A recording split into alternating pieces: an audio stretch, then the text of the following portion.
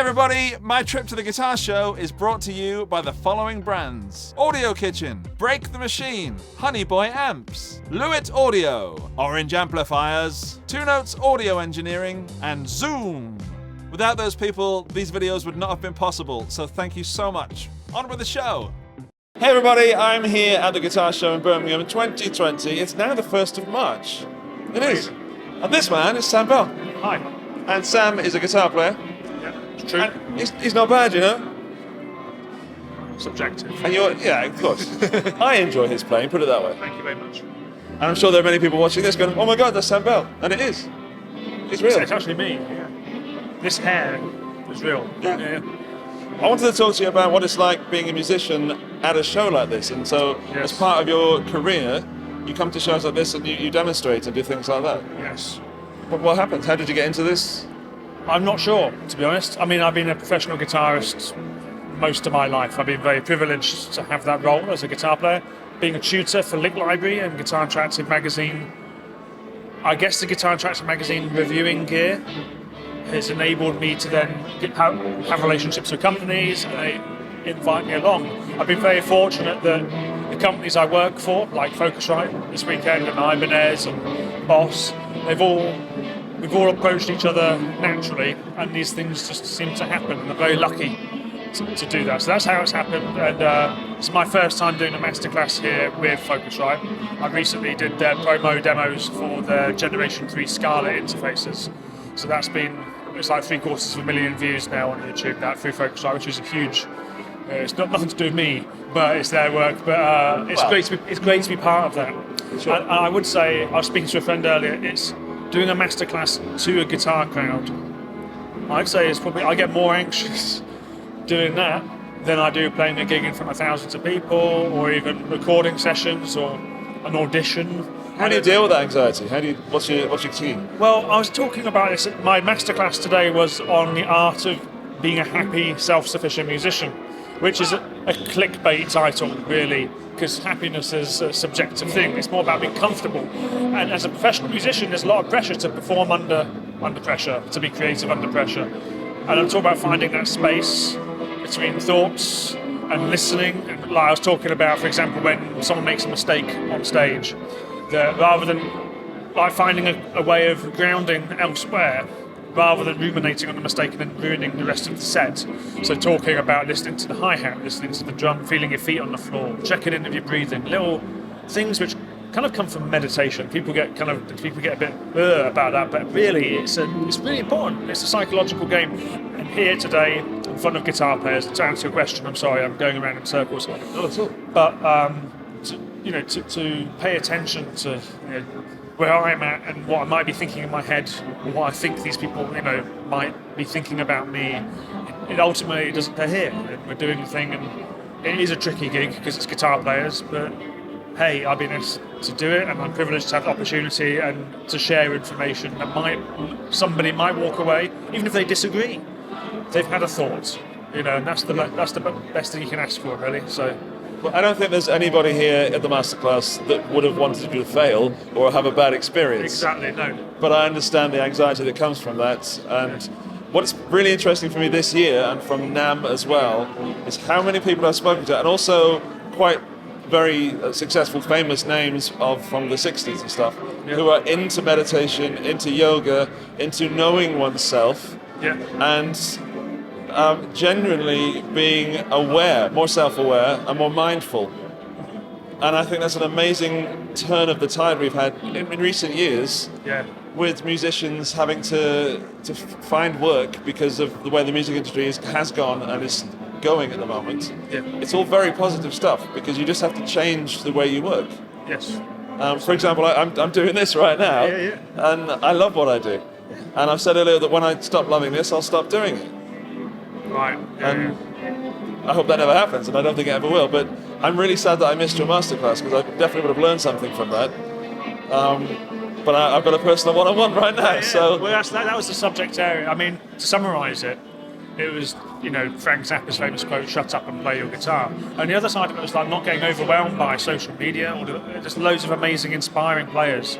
But most of my students, I teach at Waterbear. I'm head of guitar there, which is a new music institute in Brighton. And most of the students everyone can play.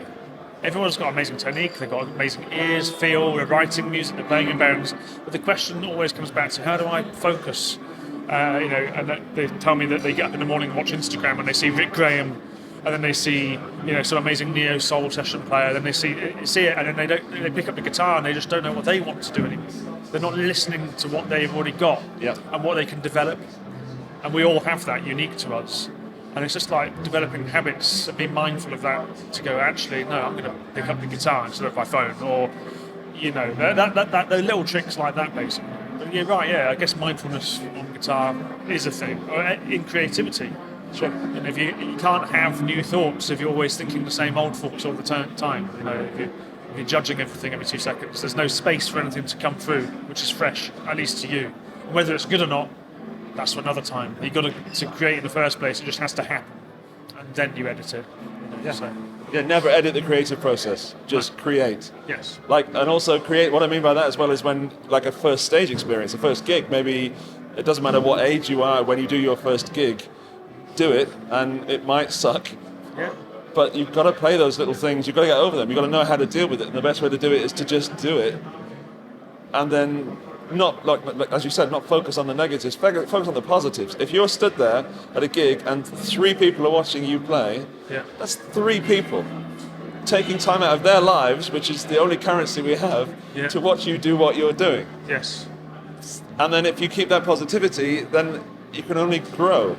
Yeah. And the positivity will come out in your playing and in your personality, and you'll naturally attract, and you'll be a positivity magnet. Yeah.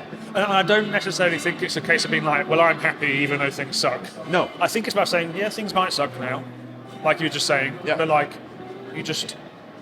Get through it. And the cliche is no one dies, hopefully. You're there doing the thing, and if you're non-judgmental or critical of yourself in a negative way, because all that is energy is wasted. If those thoughts come in, fine, but it's not identifying with that. And it's not a weakness to have these thoughts. No, it's not a weakness to feel those emotions.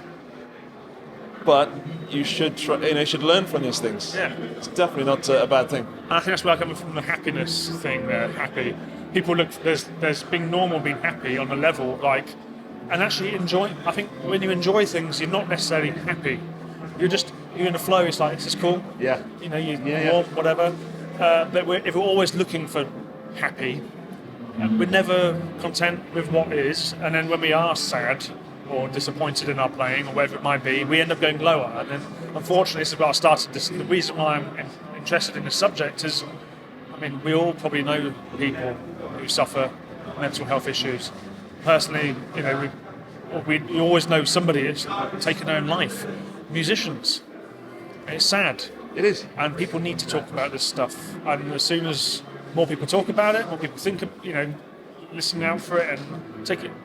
Well, ironically, they take it seriously. We shouldn't take things so seriously. Often that's what makes the problem in the first place. But we start to make mental health becomes a talking point. I know at Waterbear we offer this kind of, there's a counselling sort of thing for students as well, and they get the opportunity to talk to people, and they teach that in part of the degree. It's an important thing.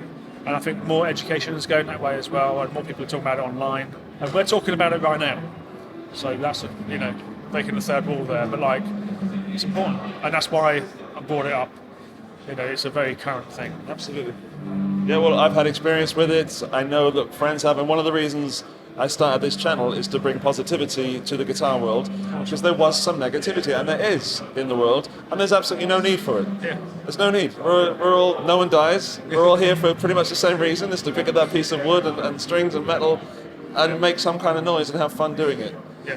So you mentioned that you felt very lucky to do what you do. Yes. I feel exactly the same way, and I believe that no matter who's watching this and at what level you're at or what level you want to be at, just remember how lucky you are that you're able to play the guitar, or at least have a guitar. It's amazing. It's something that we started out doing because it's fun. Yeah. When it becomes a profession, sometimes it can get a bit heavy. And it's just a case of riding those waves, and seeing and learning how to ride those waves as a creative. And this is all stuff. It's not when I talk about it in the masterclass. It's life stuff. It's not just I relate it to guitar because guitar is a big part of my life. It's not who I am, but it is a big part of what I do and I enjoy. So you got to look after that thing. Sometimes it's like taking a break. If you're burning out, you need to take a break. Professionals need to take breaks. When they can, whenever they can. I took a 3-year break once. Yes. I was in a band, sort of go back to me, but I was in a band that should have been my band that made it. Did that band that was so good. I wrote the songs and we were pretty good. And then the Napster thing hit and we got dropped instantly and it ruined me. For 3 years, I didn't pick up a guitar. And as you said, I'm not the guitar, but a guitar is part of me. I've never been so miserable as I was in those 3 years. And now I'm so glad that I get to be around guitars and people that play guitars. And being at this show, and every show that I'm lucky enough to do, it's the people that bring me here because, I know that we feel the same way. Yeah. Like, oh, guitars are great. Yeah, they are. Yeah. And they make us feel great. And music. Yeah. All right, Sam. Absolute pleasure. Thank you so much Thank for you. having me. We've been trying to talk to each other the whole show, and thankfully Sam has been chasing me down. Yeah. And I thank you so much for that. No, thank you, Phil. I hope you guys have enjoyed this, and I hope you take something from it, because if you're in a band, then spread that joy rather than focus on the mistakes. You got any final words for the people that are playing and learning and experiencing? Practice to make those around you better. Don't just practice to be the best 8-finger tapper or do your Instagram thing. Practice so when you join a band or make your own music that it's building other people up, and I guarantee it's going to make you sound it's going to give you that extra edge. So practice to make the band around you better. Cool. So, yeah. Thank you, mate. Well, if you want to hear more from Sam, I'll put some links in the video description down below. Thank you. And I wish you the very best and the most fun with guitars you can have. And I will see you in another video. Thank you, Sam. Bye-bye. Go for a high five. Once again, thank you so much to the brands that made this content possible. Without them, you simply wouldn't be watching this. So go and check them out. There are links in the video description down below. There are also plenty more videos in this Guitar Show 2020 playlist, and you can watch those by clicking the link on screen right now. I'll see you in the next video.